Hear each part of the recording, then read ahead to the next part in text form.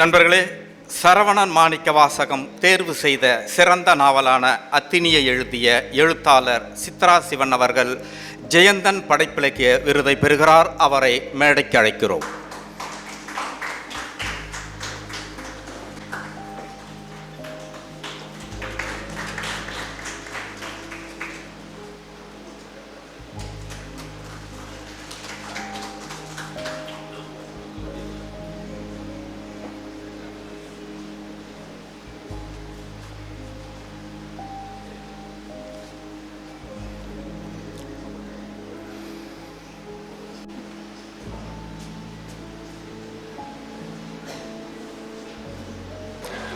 அனைவருக்கும் அன்பு வணக்கம்.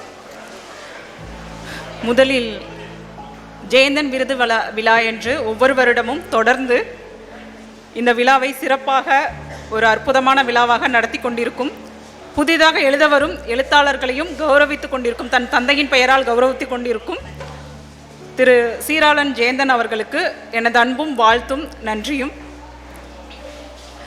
முதலில் கவிஞராகத்தான் நான் எழுத்துலகில் அறிமுகமானேன். அமுராகம் என்ற புனைப்பெயரில் எழுதி கொண்டிருந்தேன். இந்த சிறுகதை நாவலுக்கு நகர்ந்ததற்கான காரணம், நான் பார்த்து வளர்த்த பெண்களின் வாழ்வியலை பதிவு பண்ண விரும்பினேன்.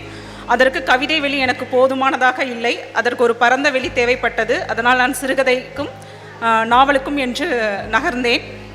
அப்படித்தான் இந்த நாவல் உருவானது. சிறுவயதிலிருந்து நான் பார்த்து வளர்ந்த பெண்களை இந்த நாவலில் கதாபாத்திரங்களாக வைத்து ஒரு புனைவை உருவாக்கினேன்.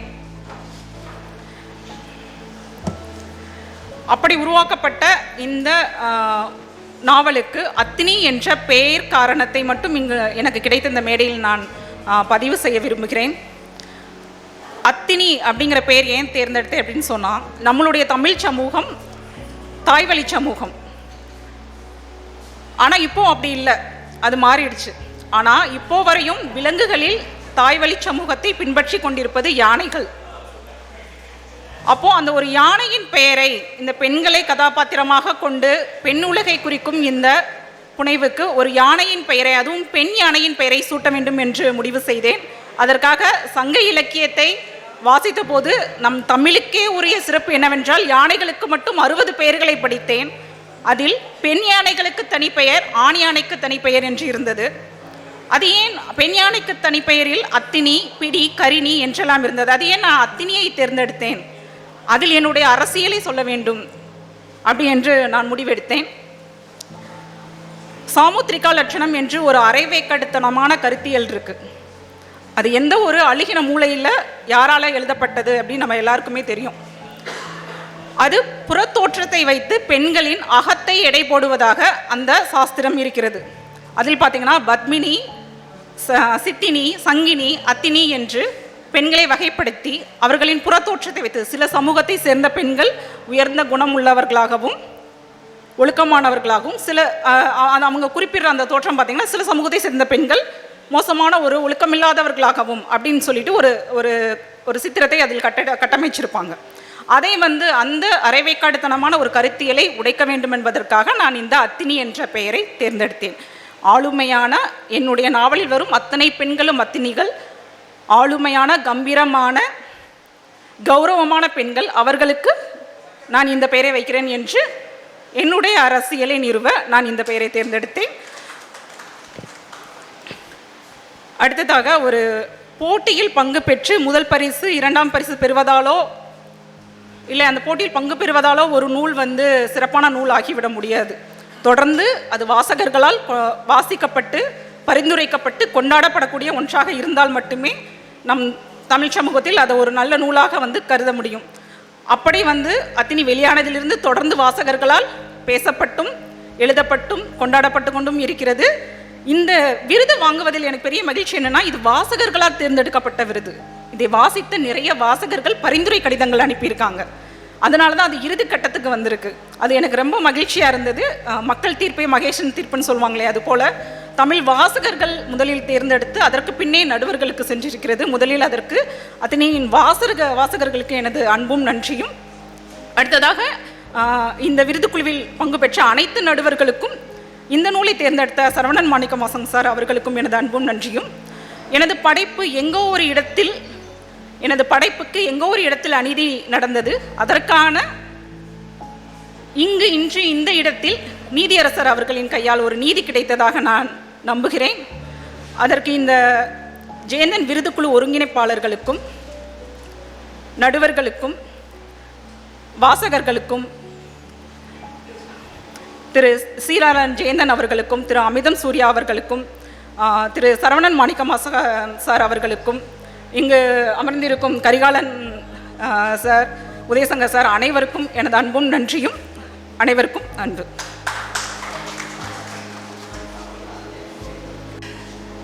சிறந்த சிறுகதைக்கான விருதான அனுராதா ஆனந்த் விருதை அவருடைய மகள் பெற்றுக்கொள்கிறார்.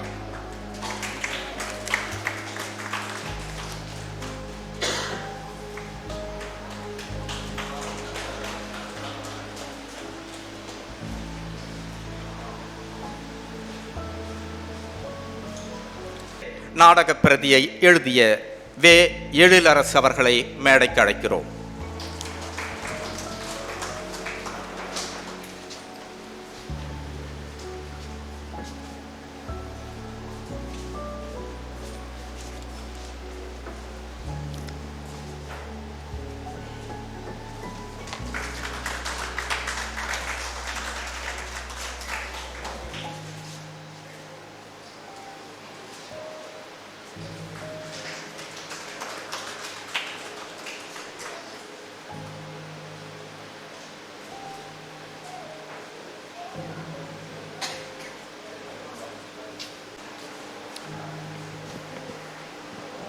வணக்கத்திற்குரிய நடுவர் பெருமக்களே,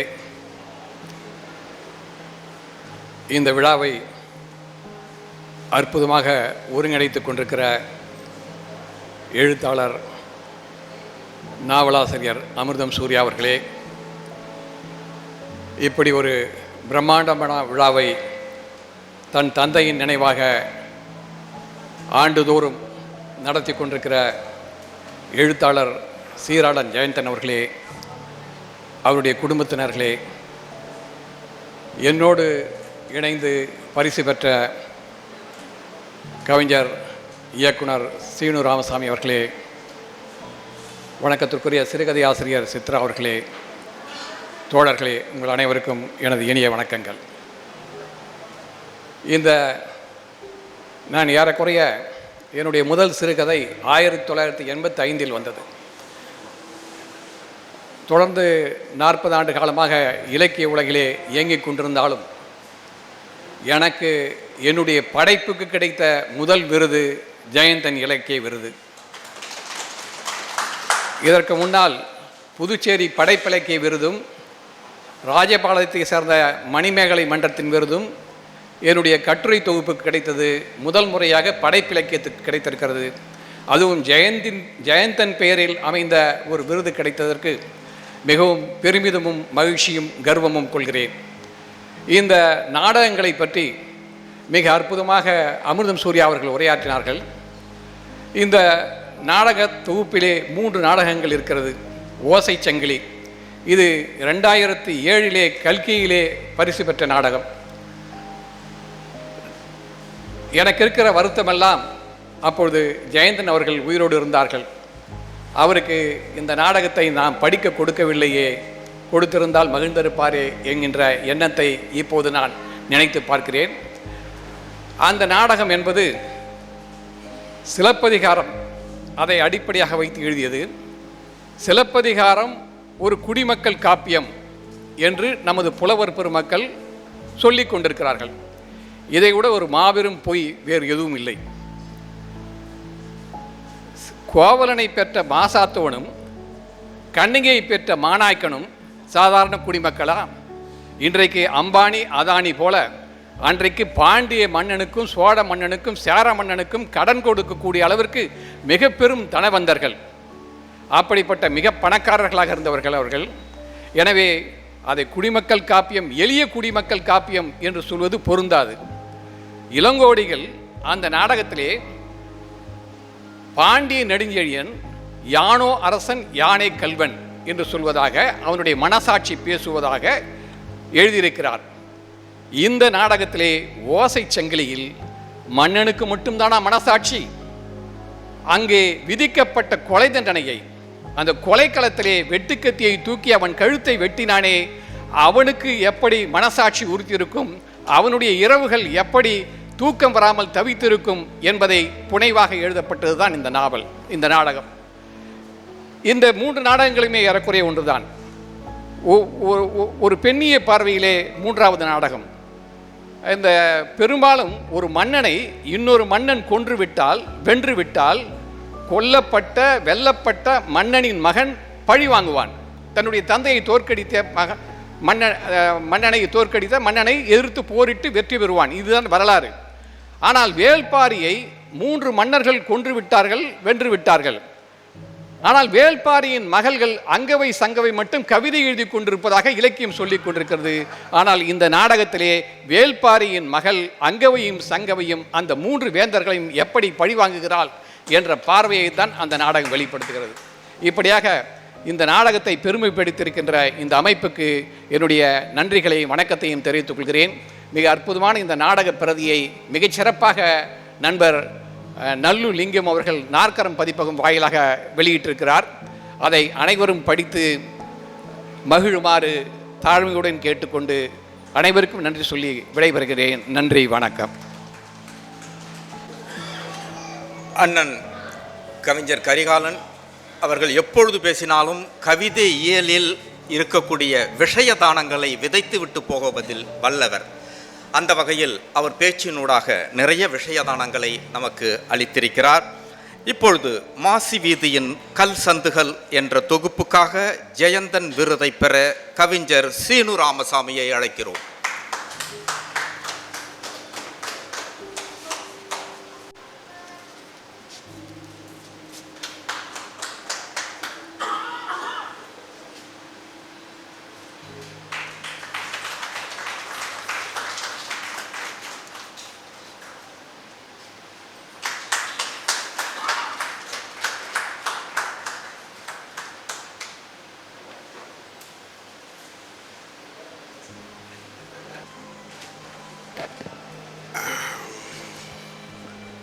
அனைவருக்கும் அன்பான என்னுடைய வணக்கம்.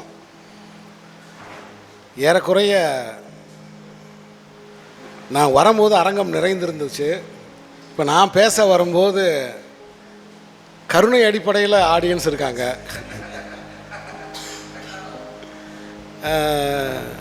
இருந்தாலும் இன்றைக்கு உரை என்பது எங்கே பேசினாலும் அது உலகத்துக்கான உரையாக இருக்குது. ஏன்னா நமக்கு முன்னாடி ஒரு கேமரா எப்பயுமே இருந்துக்கிட்டே இருக்குது. இப்போ நம்ம இதுக்கு என்ன சொல்ல போகிறோம் அப்படிங்கிறத எங்கே பேசினாலும் எந்த இடத்துல பேசினாலும் நாம் கண்காணிக்கப்படுகிறோம் அப்படிங்கிறது தான் ஒரு நிதர்சனமான ஒரு உண்மை. எல்லாருக்கும் ஒரு கேள்வி இயற்கையாக வர்றது தான். உலகமே எழுத்துலேருந்து காட்சிக்கு போயிடுச்சு. உலகமே எழுத்துலேருந்து காட்சிக்கு போயிடுச்சு. நீ என்னடா காட்சியிலிருந்து எழுத்துக்கு வர்ற?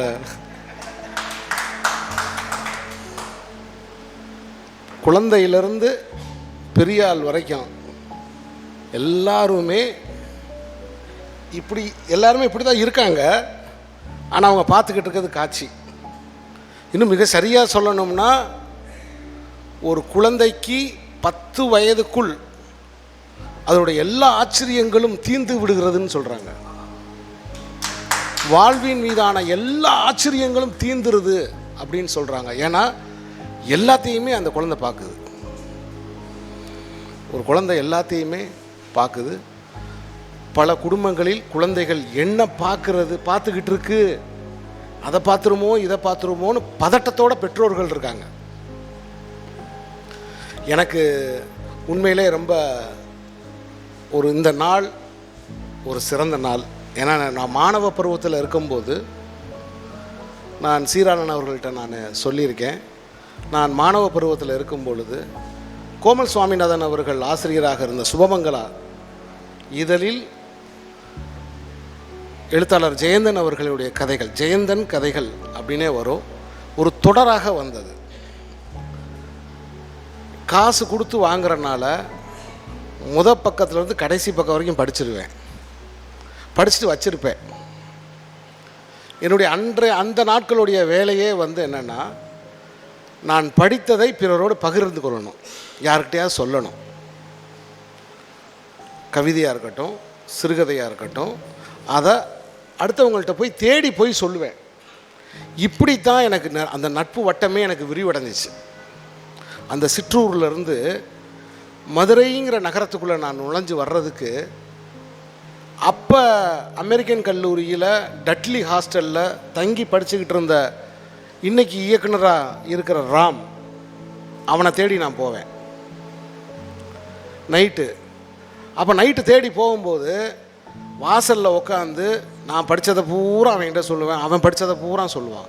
இப்படியே பேசிக்கிட்டே இருப்போம். நைட்டு 3 மணி 4 மணி ஆயிரும். காலையில் பஸ்ஸுக்கு அமெரிக்கன் காலேஜுக்குள்ளேருந்து அப்படியே வெளியில் கூப்பிட்டு வந்து உள்ளுக்குள்ளேயே செவரேறி வெளியில் குதித்து அந்த பக்கம் போய் பஸ் ஏறி போயிருக்கேன். இப்படி பல நாள் இரவுகள் நான் போயிருக்கேன். ஸோ இந்த விருது சீராளன் எனக்கு கொடுக்கல, ஜெயந்தன் அவர்கள் எனக்கு கூப்பிட்டு கொடுத்துருக்காங்க. எனக்கு முன்னாடி பேசும்பொழுது நீதியரசர், நான் ஆரம்பத்தில் நண்பர்களே உங்களிடம் வெளிப்படையாகவே நான் பேச வேண்டும் என்று நினைக்கிறேன். சீராளன் அவர்கள் உங்களுக்கு பரிசு, உங்களுடைய கவிதை தொகுப்பு தேர்ந்தெடுக்கப்பட்டிருக்கிறது என்று சொல்ல பொழுது நான் கொஞ்சம் தயங்கினேன் ஆரம்பத்தில். என்னென்னா, சீராளன் என்னுடைய நண்பர், அமிர்தம் சூர்யா நண்பர் அல்ல, என்னுடைய டார்லிங். அவ்வளவு நெருக்கமாக நாங்கள் பேசக்கூடியவர்கள், இலக்கியமாக இருக்கட்டும், உலக விஷயங்களை இருக்கட்டும், மனம் திறந்து உரையாடக்கூடியவர்கள். நீங்கள் இருவருமே நண்பர்கள், எனக்கு நீங்கள் விருது தருகிறீர்கள், நன்றி அப்படின்னு இழுத்தேன்.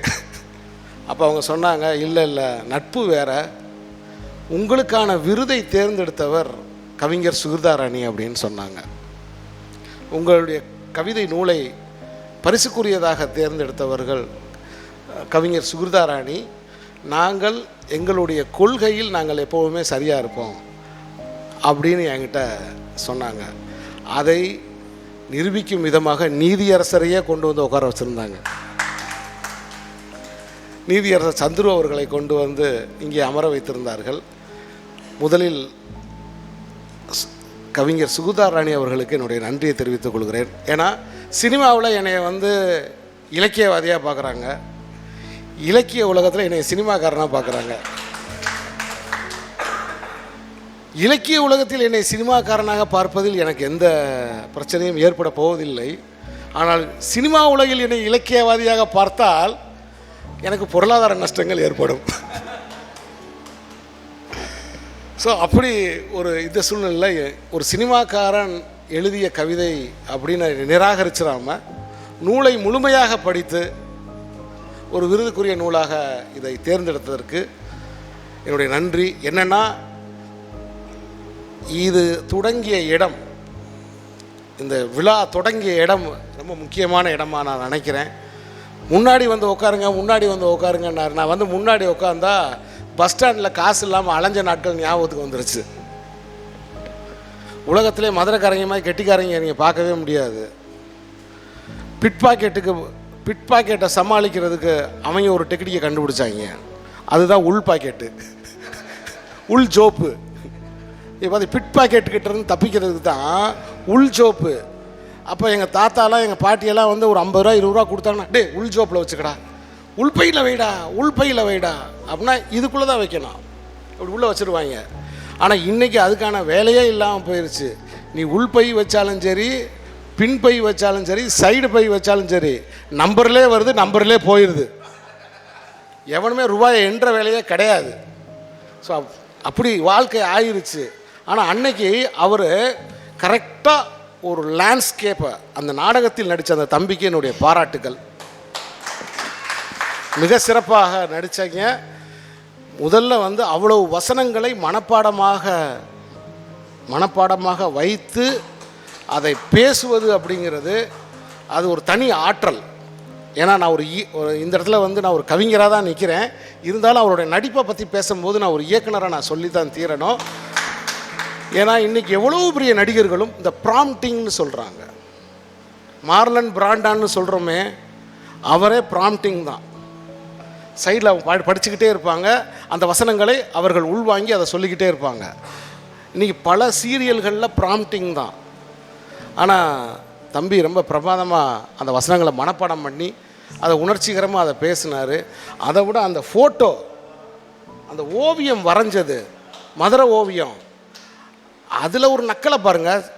பக்கத்தில் சௌத்ரி கடையான், மதுரை பக்கத்தில் சௌத்ரி கடையான், இந்த பக்கம் அதை சொல்லாமல் சொல்கிறாங்க. இங்கே பக்கத்தில் தான் அவங்க இருக்காங்கன்றதை சொல்லாமல் சொல்கிறாங்க. ரொம்ப நுட்பமாக இருந்துச்சு அந்த நாடகம். ரொம்ப சிறப்பாக பண்ணீங்க, என்னுடைய வாழ்த்துக்கள்.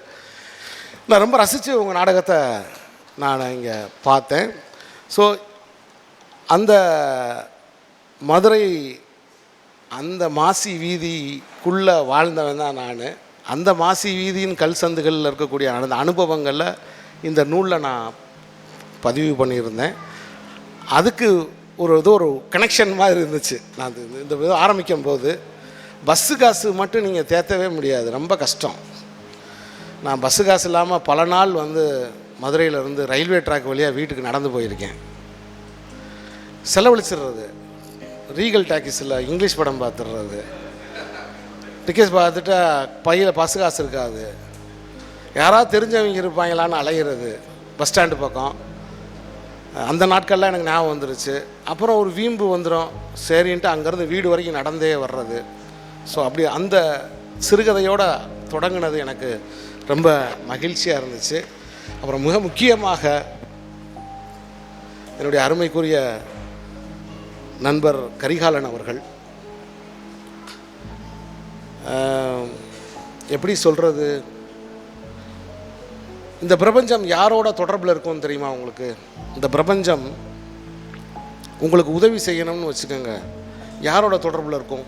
உதவி அல்லது உங்களுக்கு சில விஷயங்கள் தெளிவுபடுத்துறதுக்கு அல்லது தன்னுடைய விமர்சனங்களின் மூலமாக இன்னும் நீங்கள் அடுத்த கட்டத்துக்கு வரணும் அப்படின்னு ஒரு சொல்கிறதுக்கு, சுட்டி காட்டுறதுக்கு இந்த உலகத்தை, இந்த பிரபஞ்சம் யாரை முதல்ல தொடர்பு கொள்ளும் அப்படின்னா, ரொம்ப சிம்பிளான ஒரு விஷயம் சொல்கிறேன்.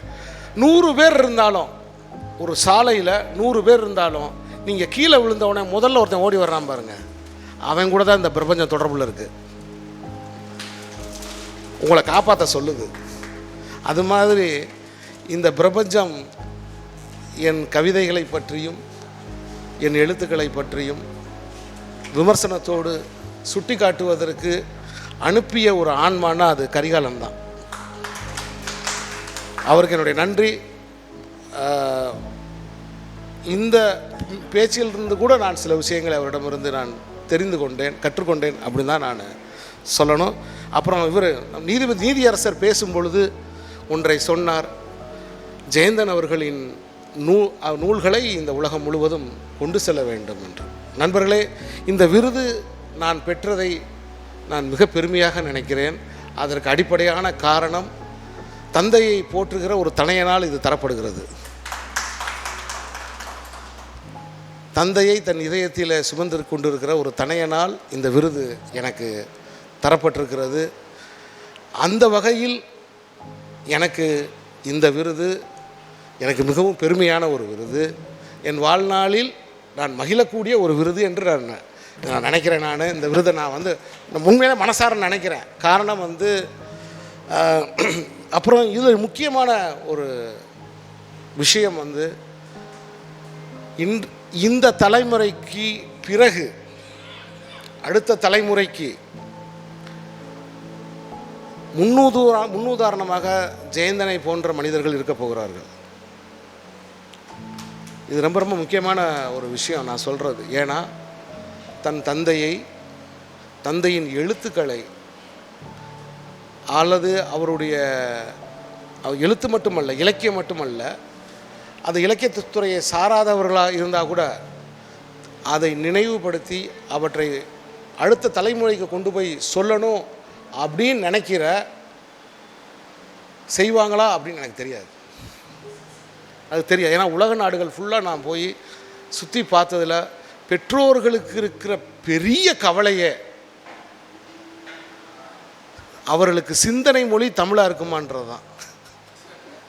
அவர்களுக்கு சிந்திக்கிற மொழியே தமிழாக இருக்குமா அப்படிங்கிறதா இன்றைக்கி இருக்கிற ஒரு மிகப்பெரிய ஒரு பிரச்சனையை. அப்படி ஒரு காலகட்டத்தில் தன் தந்தையின் பெயரால் தரப்படுகிற தனையன் தந்த இந்த விருதை நான் பெருமையோடு பெற்றுக்கொள்கிறேன்.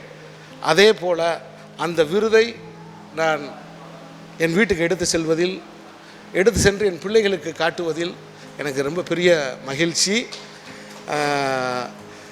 நீதியரசர் சொன்னது போல் அந்த ஜெயந்தன் அவர்களின் நூல்களை எல்லா இடங்களுக்கும் கொண்டு செல்ல வேண்டும் என்று சொன்னார். அதன் முதல் படியாக எனக்கு அவர் பரிசு தொகையாக தந்த இந்த பணத்தில் அவர் ஏற்கனவே விலாசங்களை அனுப்பிவிட்டேன். 40 நூலகங்களின் விலாசங்களை அவருக்கு அனுப்பியிருக்கிறேன். ஒரு நூலின் விலை 250 ரூபாய். 40 நூல்களை 40 நூலகங்களுக்கு அவர் அனுப்புவார் என்று நம்பி இதை அவரிடமே நான் திருப்பி தர வேண்டும் என்று ஆசைப்படுவேன். வாங்க.